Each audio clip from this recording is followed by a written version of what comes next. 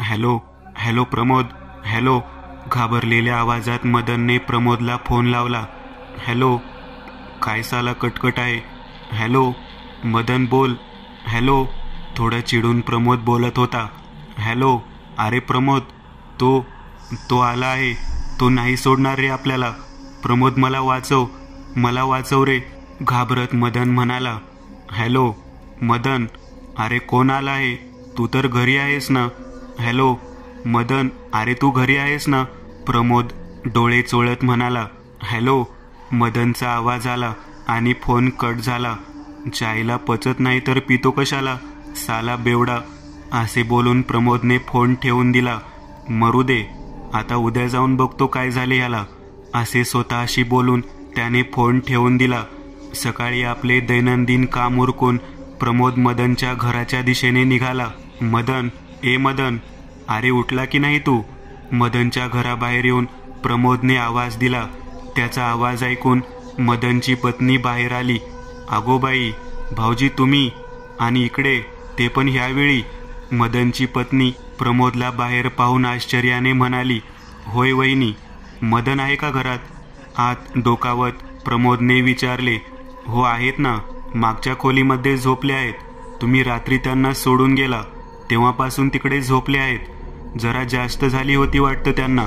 कसली हालचाल नाही का बडबड नाही, अगदी शांत होते, मदनची पत्नी म्हणाली. तिचे बोलणे ऐकून प्रमोदला थोडे विचित्र वाटले. वहिनी, नक्की मदन मध्ये उठला नव्हता. प्रमोदने पुन्हा विचारले. नाही, तुम्ही आला, त्यांना झोपवले आणि तेव्हापासून काहीच हालचाल नाही, मदनची पत्नी म्हणाली. नाही म्हणजे मदनने मला रात्री कॉल केला होता, घाबरत की त्याला कोणीतरी मारणार आहे. मला वाचव, मला वाचव असे काहीतरी बोलत होता. प्रमोद आश्चर्याने म्हणाला. अहो नाही भाऊजी, हे तर झोपले आहेत, अजून उठले देखील नाहीत. या तुम्ही स्वतः पहा, असे बोलून मदनची पत्नी आत गेली आणि तिच्या मागे प्रदीप पण निघाला.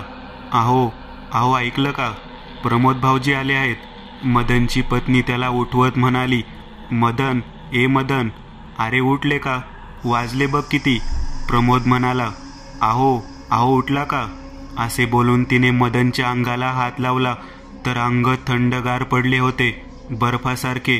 तिला भीती वाटली म्हणून तिने त्याच्या नाकाजवळ हात नेला, पण श्वास बंद होता. तिने त्याच्या हृदयाचे ठोके ऐकण्याचा प्रयत्न केला, पण ते पण ऐकू येत नव्हते. अहो उठा ना, अहो, मदनची पत्नी टाहो फोडत म्हणाली. प्रमोदला काय झाले काहीच समजत नव्हते. तो मदनकडे आणि तिच्याकडे पाहत होता. वहिनी, अहो वहिनी, काय झाले, तुम्ही असे का रडत आहात. प्रमोदने तिला रडताना पाहून विचारले. अहो भाऊजी, याचे हृदय आणि श्वास बंद आहे, मदनची पत्नी रडत रडत म्हणाली. काय, नाही, हे कसे शक्य आहे. काल रात्री तर माझ्याशी बोलला आणि असे अचानक कसे झाले. प्रमोद आश्चर्याने म्हणाला आणि मोबाईलमध्ये मदनचा कॉल आलेला नंबर शोधू लागला, पण काही केल्या तो मिळत नव्हता. भाऊजी, मिळाला का नंबर. नाही ना, मला माहीत आहे माझ्या मदनला तुम्हीच मारले आहे, कारण तुमचे आणि ह्याचे पटत नव्हते, म्हणून तुम्हीच माझ्या मदनचा खून केला, असे ओरडून बोलून ती रडू लागली. तिचा आवाज ऐकून शेजारी जमा झाले आणि सर्वांना ती हेच सांगू लागली की मदनचा खून करून रात्री त्याला घरी आणून टाकणारा प्रमोद आहे आणि आपला डाव साध्य झाला की नाही हे पाहण्यासाठी तो आता आला आहे.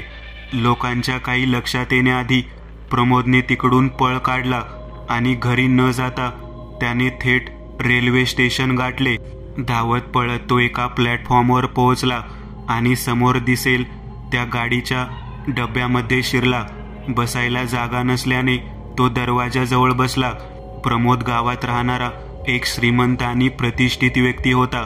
त्याच्याकडे स्वतःच्या 10 जीप होत्या, ज्या तालुक्याच्या गावावरून वेगवेगळ्या ठिकाणी माणसाची ने-आण करत असत. एका जीपवरून 10 जीपवर तो आपल्या मेहनतीने पोहोचला होता. त्याला गावात मान सन्मान होता. गाडी सुरू झाली आणि तिने वेग पकडला. त्याने सहज बाहेर पाहिले तर त्याच्या जीपच्या ड्रायव्हरची पोलीस चौकशी करत होते. त्याने ते पाहून आपले तोंड लपवले. काही वेळ गेला असेल आणि त्याच्या कानावर एक आवाज आला. चहा, गरम गरम चहा. त्या आवाजाने त्याचे लक्ष वेधले आणि त्याला भुकेची जाणीव झाली. सकाळी न्याहारी करून बराच उशीर झाला होता. चहाने भूक मरते असे त्याने ऐकले होते, म्हणून त्याने चहावाल्या मुलाला आवाज दिला. एक चहा असे सांगून तो बाहेर पाहू लागला. चहाचा कप समोर पाहून त्याने खिशात हात घालून एक 50ची नोट बाहेर काढली. तसे त्याच्या कानावर कोणीतरी विचित्र आवाजात बोलायचा आवाज आला. काय साहेब, माझे पैसे आणि मलाच देत आहात? तो भसाडा आवाज ऐकून त्याने झटक्याने वर पाहिले तर त्याच्या समोर जो मुलगा उभा होता त्याचा अवतार पाहून भीतीने त्याचे रक्त गोठले आणि घसा कोरडा पडला. त्याच्या समोर जो उभा होता त्याचे डोके फुटून त्यातून रक्ताची धार खाली ओघळून येत होती. त्याच्या डोळ्यांच्या जागी फक्त रिकाम्या खोबण्या होत्या. त्याचे कान आणि गाल कोणीतरी ओरबाडून खाल्ले होते. नाकाच्या जागी फक्त हाडाचा तुकडा दिसत होता. त्याचे ओठ फाटून त्यातून त्याचा लाल जबडा दिसत होता, जो प्रमोदकडे पाहून दात विचकावत हसत होता. त्याची मानेच्या भागाचा लचका कोणीतरी ओरबाडला होता. त्याच्या हाताची कातडी लोंबत असून आतले मांस बाहेर दिसत होते. त्याच्या हाताची बोटे अर्धी तुटली होती. त्याच्या कपड्याचा रंग रक्त आणि मातीच्या मिश्रित रंगाचा झाला होता. पुन्हा तो हसत त्याच भसाड्या आवाजात म्हणाला, ओळखले का मला? नाही ना? माझी अवस्था तुमच्यामुळे झाली आहे. मी तुझी ह्यापेक्षा जास्त भयानक अवस्था करणार. एवढे बोलून तो त्याच भसाड्या आवाजात जोरजोरात हसू लागला. प्रमोद अजून घाबरला आणि त्याच्या हातातून तो चहाचा कप खाली पडला. त्याने पाहिले तर त्यामध्ये चहा नव्हता. तो कप रक्ताने भरला होता आणि ते रक्त आता प्रमोदच्या कपड्यांना लागले होते. तो हिम्मत करून तिकडून उठला आणि दुसऱ्या डब्यामध्ये जाण्यासाठी पुढे जाऊ लागला. ट्रेनचा वेग होता, त्यामुळे डब्यातून पळताना तो पडला. त्याला एका माणसाने उठवले, पण त्या माणसाचा चेहरा पण त्या चहावाल्यासारखा विद्रूप होता. त्याचा हात झिडकारून तो पुन्हा पळू लागला. तसे बसलेली माणसे उठली आणि त्याला घेराव घालू लागली. सर्वांचे चेहरे एकसारखे दिसत होते, जसे त्या चहावाल्याचा होता. सर्व भसाड्या आवाजात तेच वाक्य बोलत होते, माझी अवस्था तुमच्यामुळे झाली आहे. मी तुझी ह्यापेक्षा जास्त भयानक अवस्था करणार. असे बोलून सर्व पुढे सरकू लागले. त्या घेराव्यात आता प्रमोद पुरता अडकला होता. सर्वांचे ते सडके कुचके हात त्याच्या दिशेने येत होते आणि सर्वांपासून वाचण्यासाठी त्याने आपले हात डोक्यावर घेऊन खाली बसला. आणि अचानक प्रमोदच्या खिशातला फोन व्हायब्रेट झाला आणि तो भानावर आला. त्याने आजूबाजूला पाहिले, पण कोणी नव्हते. एक चहाचा रिकामा कागदी कप हवेने इकडे तिकडे झुलत होता. तो अजून सुद्धा दरवाजाजवळ बसला होता. त्याने फोन पाहिला. नंबर अनोळखी होता. उचलून त्याने कानाला लावला. तसे पलीकडून एक कडक आवाज आला, प्रमोद, मी इन्स्पेक्टर सूरज बोलतो आहे. आम्हाला माहीत आहे तू मदनचा खून करून रात्री त्याला घरी आणून सोडले आणि दुसऱ्या दिवशी त्याच्या घरी गेलास. बऱ्या बोलाने आमच्या स्वाधीन हो. जर का आम्ही तुला पकडले तर फरफटत पोलीस ठाण्यात घेऊन येऊ. मग तुझी गावात कितीही इज्जत असली तरी पण. त्यामुळे लवकर आमच्या स्वाधीन हो. प्रमोदने सर्व ऐकून काही न बोलता फोन ठेवून दिला. पुन्हा एकदा भीतीने त्याचे अंग शहारले, जेव्हा त्याच्या कानावर पुन्हा एक आवाज आला, चहा, गरमागरम चहा. तो पुढे आला आणि प्रमोद जवळ येऊन म्हणाला, चहा देऊ का साहेब? प्रमोद घाबरला आणि जागेवरून उठून बाथरूममध्ये गेला. त्याने नळ सुरू केला आणि हात धुवून त्याने तोंडावर पाण्याचा हापका मारला. तसे त्याला ते पाणी काहीसे गरम आणि चिकट जाणवले. त्याने आपले हात पाहिले तर ते रक्ताने लाल झाले होते. त्याने समोरच्या आरशात पाहिले. त्याच्या चेहऱ्यावर पाण्याऐवजी रक्त लागले होते आणि आरशावर एक वाक्य लाल रक्ताने लिहिले होते, माझी अवस्था तुमच्यामुळे झाली आहे. मी तुझी यापेक्षा जास्त भयानक अवस्था करणार. प्रमोदचे पाय भीतीने गोठले होते. त्याला हालचाल करता येत नव्हती. वातावरणात एक भयानक सडका वास भरला आणि प्रमोदला जाणवले, कोणीतरी त्या आरशामध्ये आहे. हे त्याचे प्रतिबिंब नव्हते.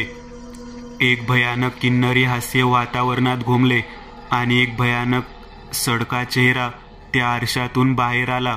तो चेहरा त्या चहावाल्यासारखा भयानक दिसत होता. तो आता प्रमोदच्या अगदी चेहऱ्यासमोर आला आणि प्रमोदने डोळे बंद करून जोरात किंकाळी फोडली. त्याचा आवाज ऐकून बाहेर उभा असलेल्या एका इसमाने दरवाजा वाजवला. प्रमोद भानावर आला. त्याने पाहिले तर सर्व ठीक होते. त्याच्या हाताला किंवा तोंडाला रक्त लागले नव्हते. आरशावर पण काही लिहिले नव्हते. तो सडका कुचका वास आत येत नव्हता. आता येत नव्हता. प्रमोदने दरवाजा उघडला आणि बाहेर आला. साहेब, सर्व ठीक आहे ना? बाहेर उभ्या असलेल्या इसमाने विचारले. हो, ते दरवाजा उघडत नव्हता म्हणून मी थोडा घाबरलो होतो, प्रमोद बाहेर येत म्हणाला. प्रमोद पुन्हा त्या दरवाजाजवळ बसला. काही वेळात पुन्हा त्याचा फोन व्हायब्रेट झाला.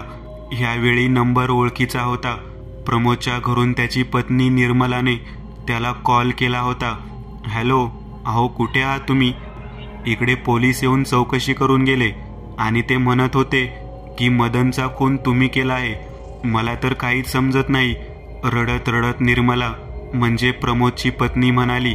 हे बघ निर्मला, तू शांत हो. मी लवकर घरी येईन. मी कोणाचा खून नाही केला. कोणीतरी ह्यात मला अडकवत आहे. प्रमोद रडत रडत म्हणाला. तुला कोणी अडकवत नाही, तू स्वतः अडकला आहे. माझी ही अवस्था तुमच्यामुळे झाली आहे. मी तुझी ह्यापेक्षा जास्त भयानक अवस्था करणार. पुन्हा तेच वाक्य त्याच भसाड्या आवाजात त्याच्या कानावर पडले. घाबरून प्रमोदने कॉल ठेवून दिला आणि मोबाईलमधले सिम काढून तोडून टाकले. एवढ्यावर त्याचा राग शांत झाला नाही म्हणून त्याने मोबाईल आपल्या पायाखाली तुडवला आणि गाडीतून बाहेर फेकून दिला. प्रमोद आता पुरता हातबल झाला होता. त्याला काय करावे, कुठे जावे काहीच समजत नव्हते. तो परत माघारी गेला असता तरी सर्व पुरावे त्याच्या विरुद्ध होते. त्यामुळे जरी तो परत गेला तरी त्याला अटक होणार हे निश्चित होते. काहीसा विचार करून तो येणाऱ्या रेल्वे स्थानकावर उतरला. रेल्वे स्थानक तसे काही मोठे नव्हते. त्याच्यासोबत 4-5 प्रवासी त्या स्थानकावर उतरले. रेल्वे स्थानकावर जो स्टेशन मास्तर होता तो प्रमोदकडे निरखून पाहत होता. त्याला असे पाहताना पाहून प्रमोदला ते जरा विचित्र जाणवले आणि तो मान खाली घालून स्थानकाबाहेर पडत असताना मागून त्याला कोणीतरी आवाज दिला. प्रमोद. घाबरत घाबरत प्रमोदने मागे वळून पाहिले तसे तो मास्टर जवळ आला आणि हसत हसत म्हणाला. अहो, ओळखले नाही का मला? आपण दर शनिवारी भेटतो. तुम्ही रेल्वे स्थानकावर असता. मला तालुक्याच्या गावी सोडता. आठवले की नाही? हसत हसत मास्टरने विचारले. हां, स्टेशन मास्तर साहेब, आता आठवले. प्रमोदने हसत हस्तांदोलन केले. अहो, इकडे कुठे तुम्ही? काही काम होते का? मास्तरने विचारले. हो, पाहुणे आहेत या गावी, त्यांच्याकडे निघालो होतो. तुमची हरकत नसेल तर तुमचा फोन वापरू शकतो का? हसत प्रमोद म्हणाला. हो, अहो हे काही विचारणे झाले का? मास्तर हसत हसत म्हणाले. प्रमोद स्टेशन मास्टर केबिनमध्ये गेला आणि त्याने फोन उचलून घरचा नंबर फिरवला. हॅलो, मी बोलतो आहे. घरी कोणी जर आले तर त्यांना सांगू नको मी तुझ्याशी संपर्कात आहे. प्रमोद म्हणाला. नाही, मी कोणाला सांगणार नाही. पण एक गोष्ट खरी आहे की जी अवस्था माझी केली त्यापेक्षा वाईट अवस्था मी तुमची करेन. एवढे बोलून पुन्हा तोच त्या भसाड्या आवाजात हसू लागला. तू आहेस कोण आणि का माझ्या मागे लागला आहेस? मी तुझे काय वाकडे केले आहे? रडत रडत प्रमोदने विचारले. अहो काय झाले? कोण लागले आहे तुमच्या मागे? निर्मलने विचारले. निर्मलाचा आवाज ऐकून प्रमोद भानावर आला. निर्मला, तुझ्यासोबत कोण आहे? आता फोन कोणी घेतला होता? घाबरत प्रमोदने विचारले. अहो कोणी नाही माझ्यासोबत. तुमचा कॉल मी घेतला आणि तुम्ही काहीतरी विचित्र बोलत होता. निर्मला आश्चर्याने म्हणाली. हे बघ, कोणी जरी आले तरी सुद्धा दरवाजा उघडू नको आणि तुझी आणि बाळाची काळजी घे. मी लवकरच येईन, प्रमोद म्हणाला आणि त्याने कॉल ठेवून दिला. प्रमोद स्टेशनमधून बाहेर पडला. संध्याकाळ झाली होती आणि आभाळात पावसाचे ढग भरून आले होते. रिमझिम पावसाला सुरुवात झाली होती. प्रमोदला रात्र काढण्यासाठी आणि पावसापासून वाचण्यासाठी छताची गरज होती. समोरच एक अतिथीगृह दिसत होते. पावसात पळत तो त्या दिशेने निघाला. स्वतःला वाचवत असताना तरी तो थोडा भिजला होता. अतिथीगृहाच्या स्वागत कक्षावर एक मध्यम वयाचा माणूस बसला होता, तोंडात पान चघळत. तो प्रमोदकडे पाहत होता. त्याच्या तोंडातून एक लाल लाळेची धार त्याच्या डाव्या बाजूने खाली ओघळली होती. त्याचे सफेद कपड्यावर लाल डाग स्पष्ट दिसून येत होते. प्रमोद त्याच्या समोर उभा राहिला आणि म्हणाला, मला आज रात्रीसाठी एक रूम हवी आहे.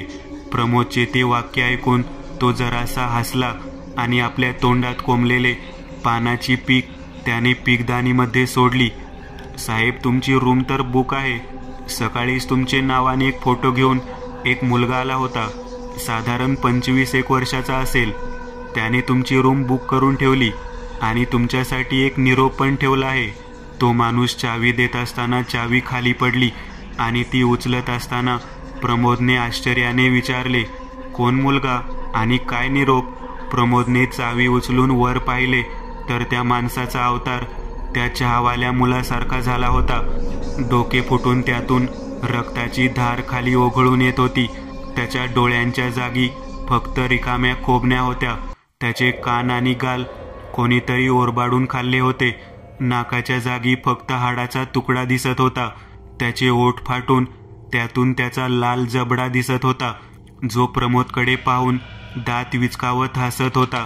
त्याची मानेच्या भागाचा लचका कोणीतरी ओरबाडला होता. त्याच्या हाताची कातडी लोंबत असून आतले मांस बाहेर दिसत होते. त्याच्या हाताची बोटे अर्धी तुटली होती. त्याच्या कपड्याचा रंग रक्त आणि मातीच्या मिश्रित रंगाचा झाला होता. पुन्हा तो हसत त्याच भसाड्या आवाजात म्हणाला, ओळखले का मला? नाही ना, माझी ही अवस्था तुमच्यामुळे झाली. मी तुझी ह्यापेक्षा जास्त भयानक अवस्था करणार. एवढे बोलून तो त्याच भसाड्या आवाजात जोरजोरात हसू लागला. प्रमोदने त्याचे रूप पाहिले आणि भीतीची एक थंड सनक त्याच्या मणक्यातून गेली. त्याचे हातपाय कापू लागले होते. तो स्वागत कक्षामधील माणूस आता बाहेर आला आणि तो प्रमोदच्या दिशेने पुढे येऊ लागला. हे पाहून प्रमोदने चावी त्याच्या अंगावर टाकून तिकडून पळ काढला. बाहेर विजासोबत पाऊस थैमान घालत होता. पळत पळत तो त्या अतिथीगृहापासून लांब गेला. प्रमोद डोक्यापासून पायापर्यंत भिजला होता. त्याचे शरीर भीतीने आणि थंडीने कापत होते. त्याला त्याच्यासोबत काय होते आहे काहीच समजत नव्हते. थोडे पुढे गेल्यावर त्याला एक मोडके घर दिसले. त्याने पावसापासून वाचण्यासाठी आसरा घेतला. काही क्षण गेले असतील आणि त्याच्या खिशात काहीतरी व्हायब्रेट झाले. त्याने खिशात हात घालून पाहिले तर तिकडे त्याला त्याचा मोबाईल लागला. घाबरत घाबरत त्याने आलेला कॉल उचलला. हॅलो प्रमोद. प्रमोद आपल्या कापत्या आवाजात म्हणाला. पलीकडून त्याचा मुलगा आणि पत्नीचा रडण्याचा आवाज येऊ लागला. हॅलो हॅलो निर्मला, काय झाले? हॅलो, तू ठीक तर आहेस ना? पलीकडून फक्त त्याच्या रडण्याचा आणि कोणाच्या तरी श्वास घेण्याचा आवाज येत होता. हॅलो निर्मला, काहीतरी बोल ना. हॅलो, रडवेल्या स्वरात प्रमोद विचारत होता. पुन्हा एकदा त्याच भसाड्या आवाजात कोणीतरी हसत होते. खूप काळजी आहे ना बायको आणि मुलाची तुला? माझ्या पण आईला माझी काळजी होती. ती पण तुझ्यासारखीच घाबरली होती. पण तुम्ही काय केले? आठव, किती पाप केली तुम्ही दोघांनी मिळून. एका 25 वर्षाच्या मुलाला तुम्ही मरणाच्या दारात सोडून आलात. काय झाले असेल त्या आईचे आठव. तुझी अवस्था माझ्यापेक्षा वाईट करणार हे नक्की. एवढे पलीकडून कोणीतरी भसाड्या आवाजात बोलले आणि मागून निर्मला आणि त्याचा मुलगा किंचाळण्याचा आवाज आला. प्रमोद भीतीने रडू लागला होता. अचानक त्याला आठवले की त्याने मोबाईल आणि सिम दोन्ही फेकून दिले आहे. मग हा फोन. त्याला समजले, हा जो कोणी आहे तो आपल्याला नाही सोडणार. पण निर्मला आणि मुलाच्या काळजीने तो घराच्या दिशेने जायला निघाला. पावसाचा जोर वाढला होता. भिजत भिजत तो रेल्वे स्थानकात आला आणि समोर जी गाडी उभी होती त्यामध्ये चढला. गाडी वेगाने निघाली. कदाचित तिला पण समजले होते प्रमोदला घरी जाण्याची घाई झाली होती. साधारण मध्यरात्री तो रेल्वे स्थानकावर उतरला. पावसाचा जोर कमालीचा वाढला होता. अंधार एवढा होता की समोरचे काही दिसत नव्हते. पण रोजचा आणि पायाखालचा रस्ता असल्याने प्रमोदला काही अवघड गेले नाही. तो लपत छपत घरी आला आणि त्याने दरवाजा वाजवला. तसे आतून निर्मलाने विचारले, कोण आहे? प्रमोदने आपली ओळख करून दिली. निर्मलाने जसा दरवाजा उघडला तसे प्रमोदच्या पाठीमागून एक विजेरीचा प्रकाश त्याच्या अंगावर पडला आणि एक आवाज त्याच्या कानात त्याला ऐकू आला. प्रमोद, आहेस तिकडे उभा राहा, आम्ही तुला घेरले आहे. पळून जाण्याचा प्रयत्न केलास तर जागीच ठार करेन. पाठीमागे उभे असलेला इन्स्पेक्टर सूरज म्हणाला. प्रमोद हात वर करून मागे वळला आणि सूरजने त्याच्या हातात बेड्या घातल्या आणि त्याला घरात घेऊन गेले. बोल, तू मदनचा खून का केला? सूरजने चढ्या आवाजात विचारले. साहेब, मला वाचवा हो, मी मदनचा खून नाही केला, पण काही गुन्हे झाले आहेत माझ्याकडून, त्याची शिक्षा मी भोगतो आहे. प्रमोद रडत म्हणाला. म्हणजे नक्की काय झाले, सविस्तर सांग. इन्स्पेक्टर सूरज म्हणाला. सांगतो, सर्व सांगतो, असे बोलून प्रमोद बोलू लागला. साधारण 3 वर्षापूर्वी मी आणि मदन, आम्ही दोघे माझ्या जीपने रात्री स्टेशनला टाइमपास करत उभे होतो. तेवढ्यात एक शेट आला आणि त्याने तालुक्याच्या गावी जायचे असे सांगितले. त्याच्या गळ्यात जाड सोन्याची चैन, बोटात 4 सोन्याच्या अंगठ्या, मनगटात सोन्याचे ब्रेसलेट आणि हातात पैशाने भरलेली बॅग. थंडीचे दिवस सुरू होते, त्यामुळे आम्ही आमचे चेहरे पण झाकून घेतले होते. आमच्या मनात लोभ निर्माण झाला आणि रस्त्यामध्ये जे जंगल आहे, जिकडे रात्री कोणी फिरकत नाही, अशा रस्त्याने नेऊन गाडी बंद केली आणि शेटला सांगताना सांगितले की गाडी बंद पडली, आम्ही तुम्हाला जंगलाच्या छोट्या रस्त्याने तालुक्याच्या गावी सोडून येतो, असे खोटे बोलून जंगलात नेऊन त्याला लुटले आणि त्याचा ऐवज घेऊन आम्ही पोबारा केला. हे यशस्वी झाले म्हणून मग आम्ही दर 8 दिवसांनी रात्रीचे माणसांना सावध करू लागलो. त्यांना जंगलामध्ये नेऊन लुटू लागलो. आमचा चेहरा कोणी पाहिला नव्हता आणि गाडीचा खोटा नंबर होता, त्यामुळे आमचा हा खेळ रंगू लागला. असेच लोकांना लुटून आम्ही आमचे खिसे भरू लागलो. पण एक रात्री असेच आम्ही शिकार शोधत असताना एक 25 वर्षाचा मुलगा आला आणि आमच्या गाडीमध्ये बसला आणि आम्ही त्याला पण त्या जंगलामध्ये नेऊन लुटले आणि तिकडे सोडून दिले. पण त्याचे नशीब खराब होते. त्याच्यावर जंगली श्वापदांनी हल्ला केला आणि त्यात त्याचा मृत्यू झाला. ही बातमी आम्हाला 2 दिवसांनी समजली. त्यानंतर महिनाभर आम्ही कोणतीच हालचाल केली नाही. त्यामुळे मदन आणि माझ्यामध्ये भांडण झाले. पण प्रकरण थंड होईपर्यंत मला कोणती रिस्क घ्यायची नव्हती आणि मदनला हे पटत नव्हते. त्यामुळे आमचे खटके उडत होते. पण काल रात्री आम्ही दोघांनी ठरवले की खूप पैसे कमवले. ह्या 10 जीप, हे घर सर्व त्या पैशातून घेतले, म्हणून आता हे बंद करायचे. म्हणून आम्ही दारू प्यायलो आणि मी त्याला घरी सोडले. त्यानंतर मला त्याचा कॉल आला, ज्यामध्ये तो स्वतःला वाचवण्यासाठी सांगत होता. मला वाटले कदाचित जास्त झाली असेल म्हणून असे काही बोलत असेल, पण सकाळी मी पाहिले तर तो मेला होता.